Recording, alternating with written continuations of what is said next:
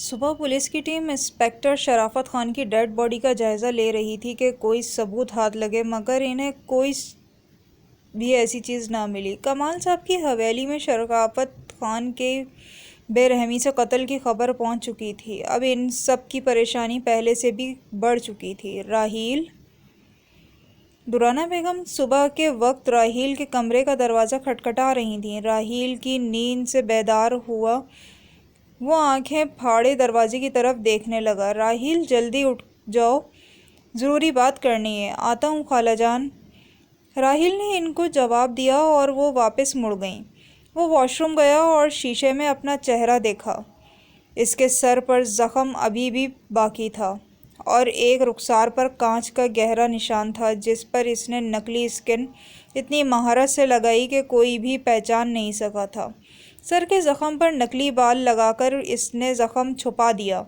آنکھوں میں وحشت لیے وہ شیشے میں اپنا عکس دیکھ رہا تھا۔ راحیل! ایک آواز مزید آنے پر وہ کمرے سے باہر نکلا۔ کیا ہوا خالہ جان؟ صبح صبح کیوں جگا دیا؟ بات ہی کچھ ایسی ہے کہ جگانا پڑا، دورانہ بیگم نے جواب دیا۔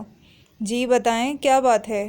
وہ جانتا تو تھا کہ کیا بات ہو سکتی ہے، لیکن انجان بننے کے لیے پوچھنا ضروری تھا۔ انسپکٹر شرافت کا کسی نے بہت بے رحمی سے قتل کر دیا ہے۔ کیا؟ کب اور کس نے؟ راحیل نے ایکٹنگ کی۔ یہ ابھی معلوم نہیں ہوا، لیکن اس کا قتل کسی تیز دھار والی چیز سے کیا گیا ہے، جس سے کسی کا سر جسم سے جدا کر دیا گیا ہو۔ دورانہ بیگم بہت سہمی ہوئی تھیں۔ خالہ جان آپ پریشان مت ہوں، سب ٹھیک ہو جائے گا۔ راحیل نے انہیں جھوٹا دلاسا دیا۔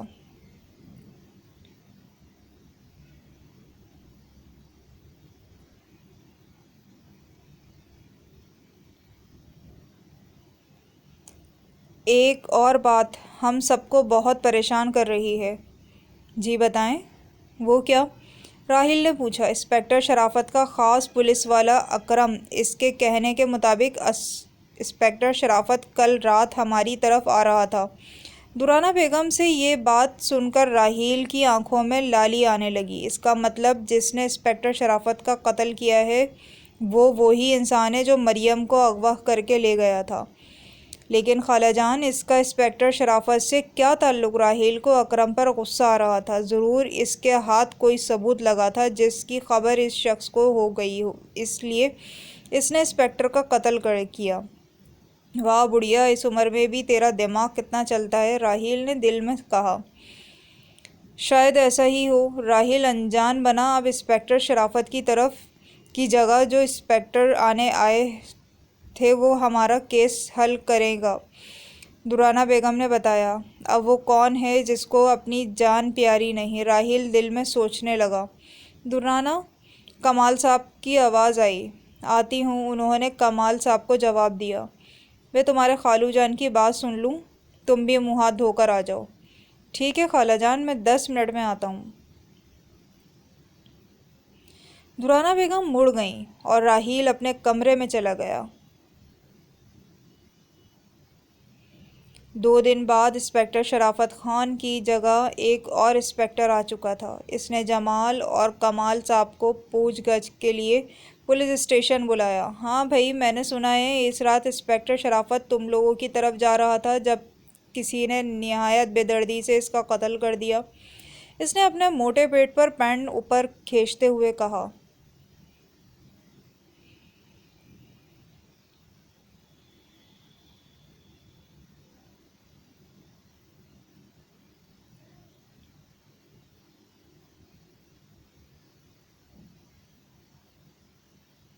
لیکن انہوں نے ہمیں آنے کی اطلاع نہیں دی تھی، کمال صاحب نے کہا۔ لیکن وہ روڈ تو تم لوگوں کے گھر کی طرف ہی جاتا ہے نا، جہاں واردات ہوئی، انسپکٹر نے کہا۔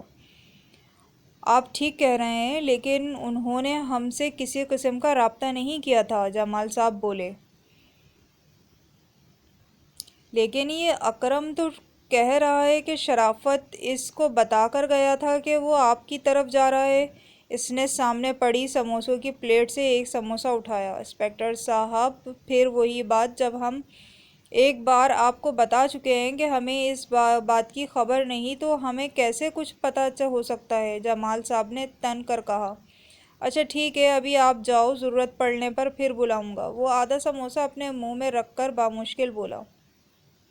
لیکن ہمارا کیس؟ کمال صاحب نے کہا۔ ہاں ہاں، دیکھ لیں گے ان کو بھی، وہ کہہ کر پھر کھانے میں مصروف ہو گیا۔ جمال اور کمال صاحب ایک دوسرے کا منہ دیکھتے ہوئے اٹھ دیے۔ ہمارا جو جوان انسپکٹر پہلے ہی ان کی وجہ سے مر گیا، بھئی میں کیوں موت کو منہ میں ڈالوں؟ ان کے جانے کے بعد وہ سموسہ کھاتا ہوا بڑبڑایا۔ کمال، مجھے تو یہ انسپکٹر ٹھیک نہیں لگ رہا، یہ ہمارا کیس حل نہیں کرے گا۔ گاڑی میں بیٹھ کر جمال صاحب نے کمال صاحب کو کہا۔ بھائی جان، لگتا تو مجھے بھی کچھ ایسا ہی ہے، بس اللہ خیر کرے۔ انہوں نے گاڑی سٹارٹ کی۔ مریم کمرہ صاف کرنے کے بعد بیڈ کی چادر ٹھیک کرنے لگی۔ اس نے ارسم کا سر اٹھا کر تکیہ سیٹ کر کر رکھا، پھر نرمی سے سر واپس تکیے پر رکھا۔ وہ اس کام میں مصروف تھی جب اس نے دیکھا کہ ارسم کے ہاتھ کی انگلیوں نے حرکت کی ہے۔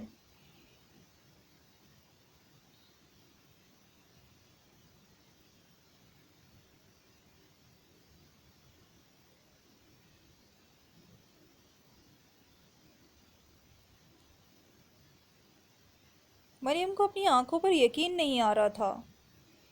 ارسم، ارسم! اس نے 2 بار ارسم کو پکارا لیکن وہ ابھی بھی ساکت لیٹا ہوا تھا۔ مریم بھاگتی ہوئی صحن کی طرف گئی۔ امی جان، چچی جان! ارے مریم، کیا ہو گیا؟ کیوں پورے گھر میں شور مچا رکھا ہے؟ دورانہ بیگم نے کہا۔ چچی جان، وہ ارسم… کیا ہوا ارسم کو؟ وہ ٹھیک تو ہے نا؟ وہ پریشانی سے کھڑی ہوئی۔ چچی جان، ارسم بالکل ٹھیک ہے۔ تو بتاؤ نا پھر کیا ہوا؟ صفیہ بیگم نے کہا۔ امی جان، ارسم کے ہاتھ نے حرکت کی ہے۔ مریم سے خوشی سے بولا نہیں جا رہا تھا۔ کیا؟ اللہ کا شکر ہے، دورانہ بیگم نے کہا، اور وہ تینوں ارسم کے کمرے کی طرف بھاگیں۔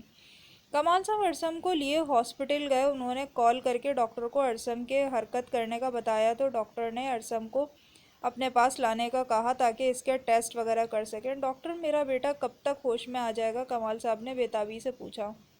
ان کے ہوش میں آنے کے کافی امکانات نظر آ رہے ہیں، آپ بس دعا کریں، اللہ نے چاہا تو آج یا کل بھی ہوش میں آ سکتے ہیں، یا اس ہفتے یا اسی مہینے۔ ڈاکٹر کی بات سن کر کمال صاحب کو خوشی کے مارے کچھ سمجھ نہیں آ رہا تھا کہ وہ کیا کہیں۔ شکریہ ڈاکٹر صاحب، آپ نے مجھے اتنی بڑی خوشخبری سنائی ہے۔ ارے کوئی بات نہیں، یہ سب تو اللہ کے کام ہے، ہم تو بس ذریعہ ہیں۔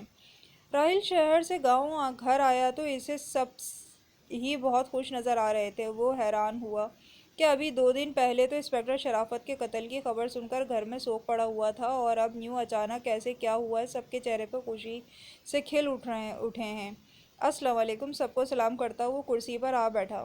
وعلیکم السلام! سب نے اس کے سلام کا جواب دیا۔ کیا بات ہے، آج سب بہت خوش دکھائی دے رہے ہیں؟ ہاں، کیوں نہ ہو، اور تم سنو گے تو تم بھی بہت خوشی سے پاگل ہو جاؤ گے، دورانہ بیگم نے کہا۔